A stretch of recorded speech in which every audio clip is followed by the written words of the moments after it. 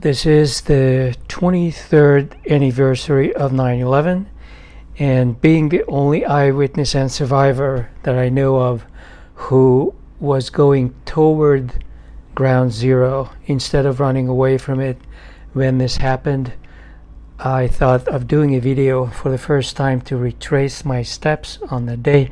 Now, there were a number of people who were heading to ground zero, but these were people who were required to do so.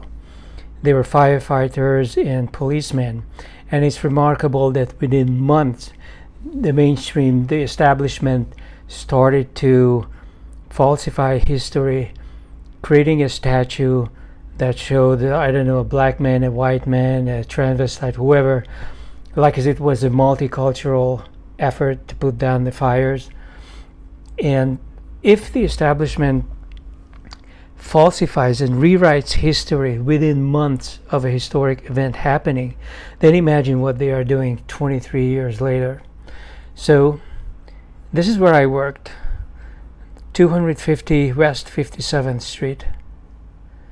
Nice job. You could go out, get lunch at countless of gourmet places. Central Park was only 2 blocks away. I would regularly have some kind of a scooter or something with me, and you could go into Central Park and skate around for your lunch break. And I was coming in from Forest Hills that morning. And if you look at the subway, there is a train stop for the E train, which is this one. Or maybe there's this one. Is this the E train?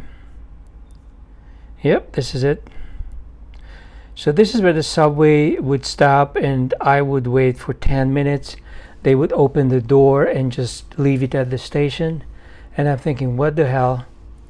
I usually would go further down and take another subway to go right onto the block, but this is a walkable distance. So I walked from there to 250 West 57, like that. So I cursed out the MTA, and then I walked maybe a half an hour. I think Google is too optimistic. So when they say it's 20 minutes, it's more like 30 minutes. And I walk into the building. And I'm already late. It's already 9:20 or so. So I was late. And there are some early people. Every company has some early people who get there a half an hour early or whatever. And nobody was anywhere. I went into the kitchen, nobody. Looked at the cubicles, nobody. And I'm thinking, what a weird day. Is this a holiday? I was thinking maybe there is some kind of a holiday that I don't remember. But September 11 has never been anybody's holiday. So finally I hear some noises, and everybody is in the media room. We were a digital company doing a lot of mostly animations and sound effects and things like that. And the whole company, including the CEO, who's sitting on top of a desk, is crowded into this media room and watching a big monitor. And the monitor is showing some burning buildings and some collapse of some structure. And at first I thought, this is what we did. We rarely worked with video because this is 2001 and the internet is mostly on dial-up. So flash was mostly what we did. If we did video, that would have been just a teeny tiny snippet of a short integration. And so I thought that this was a project, and I'm thinking, why is this client so important that the CEO is sitting on top of the desk? And then I turned away and decided to walk back to my cubicle. And then I hear the voice of somebody like Dan Rather or somebody. And then I'm thinking, no, this is not a project we did. This is the news. And I turned back, and then it slowly dawned on me what happened.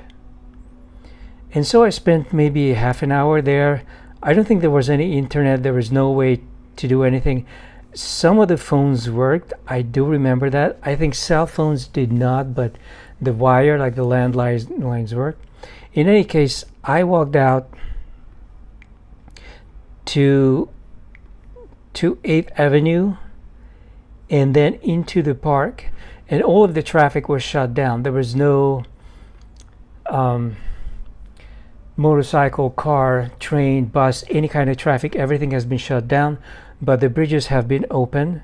So if you were in New Jersey or Queens, you could walk across the bridge, and you would see large groups of people walking on the greenways in the park, everywhere on the streets. Hardly any vehicle traffic. Everybody just walking. These large groups of people talking, not really panicking, kind of calmly walking, but talking a lot. And so I walked up here, then I walked on Broadway. I had access to an apartment on the Upper West Side. It was not my apartment, but I had access to it. And I went into the store, one of the stores, and I just had this feeling that maybe it's a good idea to pack up on some food. You never know what's going to come out of this.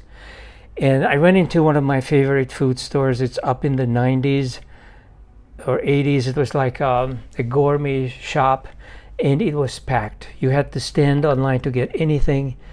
Small things like bread and such have already been all bought up. So I ended up getting some, I don't know, nuts or whatever, something for calories. Like, I didn't even think about it in details. And then I went into this apartment. I called the owner of the apartment, who was stuck out of state, not coming back. And so I took a bicycle from the apartment and I rode down on the West Side Highway. I rode all the way down. At this point, 2 buildings have already collapsed. These were Tower 1 and Tower 2. So let's just call it, where's Canal Street? Chinatown. Something like this. Getting to East Canal Street. Something like this park. So this was the bike ride. Pretty accurate. And I went. You could not go down this far because there was police presence and they did not allow anybody through. So you could only go as far as Canal. But you could go west of Canal. What is this map doing? This is so stupid. You could ride. Okay, so I did it on a bicycle. It wasn't 2 hours, it was more like an hour. And I got this far. And here you could get through. There was police presence up to maybe James, but not beyond that. And then I started going down and I ended up on Water Street. So I went down to maybe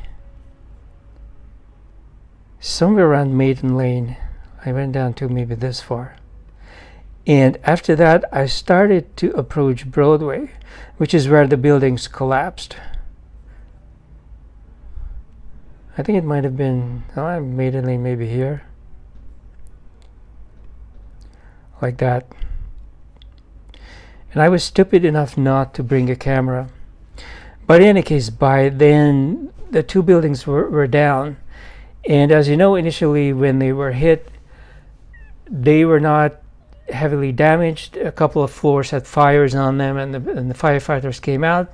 They radioed back to command center that they could knock out the fires easily. They just needed the fire truck. What happened later on was that the buildings were demolished. The kerosene coming out of the planes does not demolish the building. So it was all an inside job. Those buildings were pre-wired. And I'm looking at the dust here. I could not go any further west. I was not able to reach Broadway. I went to about maybe a block away from Broadway. And I sensed danger because everything was full of dust. And this dust that was fine like cake flour was everywhere. Everything was covered in it. Everything was covered in this light gray color. It looked like snowfall, but not completely white. It looked like snowfall that is a little bit stained, but very evenly. So very, very light gray color. And it dawned on me that I have seen this scene before. And this was in some of the war documentaries that I saw from the Iraqi war, where the U.S. deployed depleted uranium, which is probably a violation of the Geneva Convention because this is a nuclear device. So it's a radioactive ammunition. And that would destroy an Iraqi T-72 by turning it into a heap of fine floury sand. There was nothing remained. It's not like a tank with the fire in it. So it was exactly the same scene. And then I'm thinking, oh my God, this like depleted uranium. And then I backed off. I rode back, and by then it was the late afternoon. And then I hear from the radio or TV, there was a reception for the TV, that a third tower came down. And that was Tower 7. Tower 7 is the smoking gun because it was not hit by anything. The owner, Silverstein, I don't have to tell you which ethnic group he belongs to, decided to demolish the building, except that demolishing a 70-story building in an organized fashion would take minimum 2 weeks of preparation. It's not something you can prepare in 4 hours, nor is it legal or possible to do it without government permission. You cannot go around and demolish buildings without going through a legal process with the New York government. So it's all a lie. The whole thing is a lie. 9/11 truth is correct, but it has been successfully suppressed, and it's been more than 2 decades. Nobody cares. The outcome of this is a border along the Canadian border, which I visited by driving up there. You're not going to go into Canada anymore. You used to be driving there, just there would be a sign that would say, welcome to Canada, but that's over. And look, they are blurring out the border area. I drove up there, and from New York, you would be driving up. You could be driving up on the 87, but you could also driving up on the 7, which is a minor road. So you could take one of these minor roads and try to cross over. But most of those roads have been bulldozed, and you are not allowed to cross into Canada like that. Apologies for the slow internet here. I am abroad, and the internet is really lousy here. So I cannot show you, but you can go to Google and see it for yourself. You can switch over to terrain view, and you can actually see the old minor roads that stop at the border and then restart again on the other side. Look at this road. It just goes up here and then it stops. This road, all of these bulldozings that they have done. And then there is the cancer machine at the airport. There was a lot of uproar against the first series. Those have been removed, but the taxpayer had to pick up the tab.